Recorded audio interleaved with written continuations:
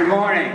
Thank you very much, Peter, for that extraordinarily kind introduction. As Peter noted, we have an illustrious history of great statesmen like Claiborne Pell, and I can truly say I stand on the shoulders of giants, and that's important for me, otherwise you couldn't see me over the podium.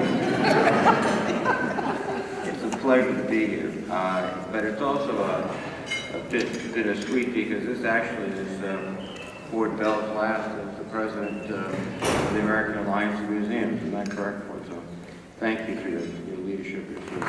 Thank you.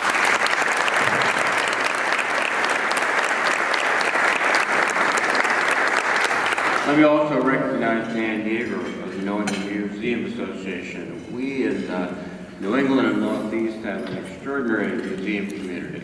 We are sort of the heirs to a great history of our region, of our art,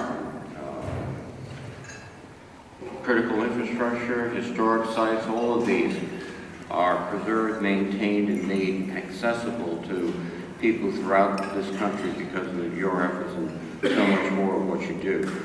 And I know that across the country you have similar stories to share.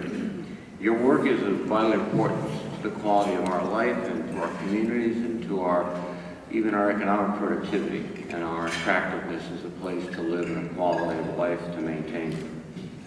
And that's why it's so important that you're here today.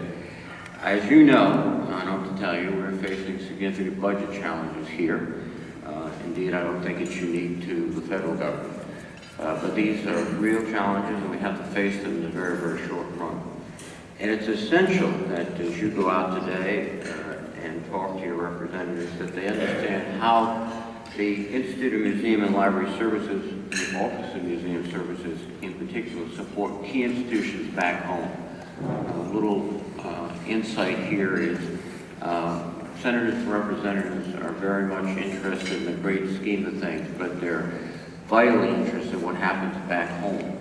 So if you can communicate to your representatives and senators how back in their hometown, where their cousin lives, there's a museum that does this great work, it makes it all real. It's not one of those things that happens someplace else. It happens right home.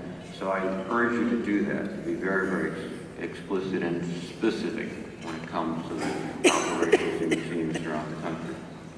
I was very pleased to see that the President in his budget asked for an increase for the Institute of Museum and Library Services this year. That's a good starting point, but it's just a starting point.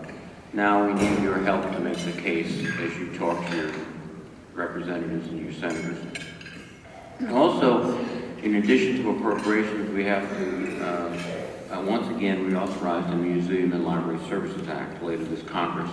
We will be looking for your input, your advice.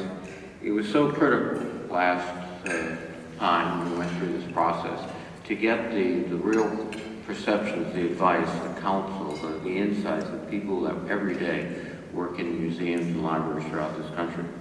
And I hope as we go again through the process of reauthorization that we can count on your advice.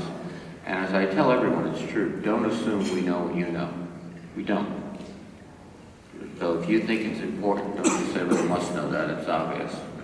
Let us know. Contact your members, their staff, contact my staff, contact me. But thank you so much for what you do. I look forward to working with you as we go forward. I want to wish you a warm and cheerful day here in Washington. And I hope that your cheer and warmth helps us a little bit too, because we're all a little bit chilly today. Thank you very, very much. Thank you.